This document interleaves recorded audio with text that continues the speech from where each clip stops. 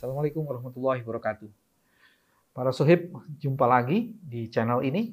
Mudah-mudahan kita tetap sehat, menjaga kewarasan, dan juga harus bersemangat di era yang penuh tantangan ini. Ada informasi, berita yang ditulis oleh koran Tempo mengenai kontroversi penyidikan tanpa tersangka. Kontroversi penyidikan tanpa tersangka.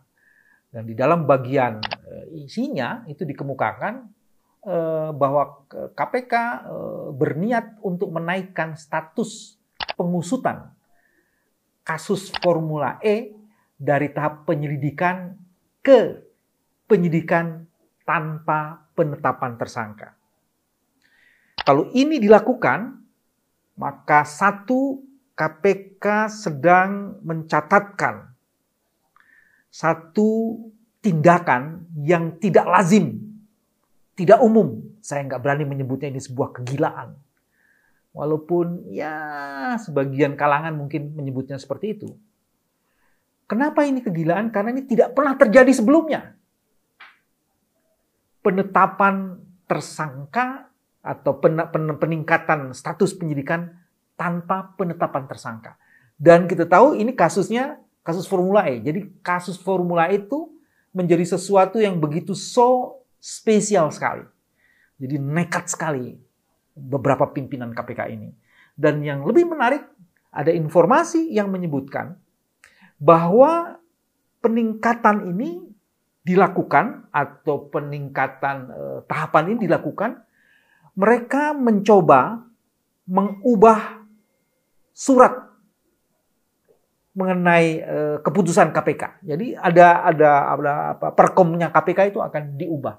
Dan kalau perkom KPK diubah supaya kemudian ketentuan untuk meningkatkan tahapan pemeriksaan ini tanpa tersangka ini lebih gila betul.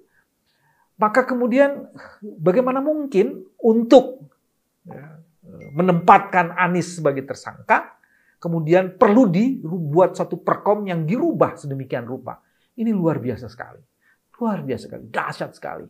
Kita sedang melakukan demonstrasi kejahatan yang menurut sebagian kalangan ini pantas dikualifikasi tidak lazim. Dan sebenarnya itu juga bisa melanggar pasal atau undang-undang KPK sendiri. Pasal 44 di Undang-Undang KPK ini tidak pernah diubah dengan Undang-Undang KPK yang baru. Pasal Undang-Undang nomor 19 tahun 2019. Di dalam pasal itu jelas disebutkan, terutama di dalam pasal 44 ayat 2.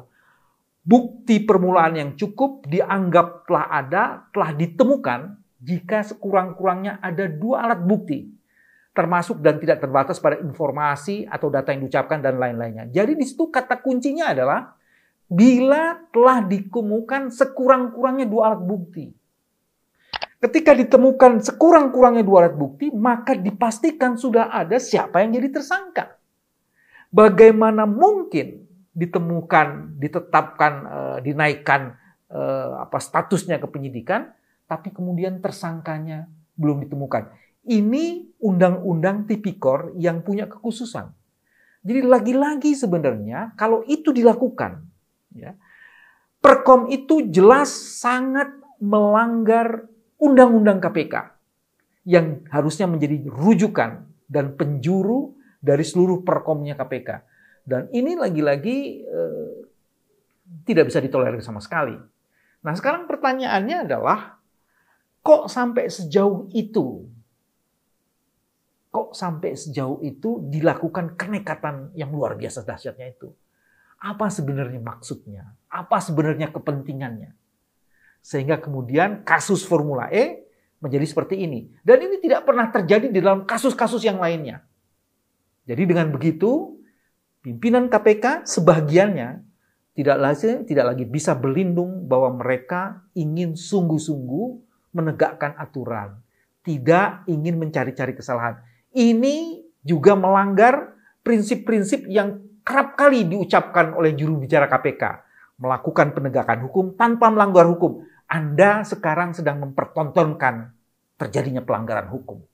Karena Undang-Undang KPK jelas mengatakan dalam pasal 44 ayat 2 perlu ditemukan 2 alat bukti. Jika ditemukan 2 alat bukti, itu premis dasarnya adalah sudah ditemukan tersangkanya.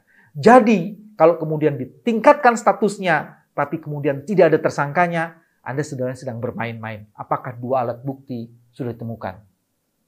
Kita akan cermati terus apa yang dilakukan oleh KPK, di mana sebagian pimpinannya itu jelas-jelas secara sengaja sedang menyiapkan aturan-aturan baru yang melanggar undang-undang, dan itu ditujukan untuk kasus Formula E, ingin mentersangkakan Anies Baswedan. Diduga seperti itu.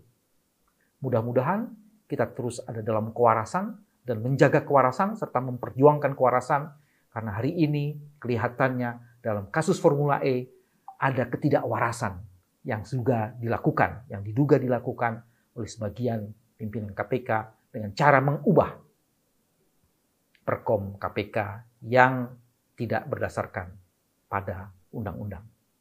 Salam kewarasan. Wassalamualaikum warahmatullahi wabarakatuh.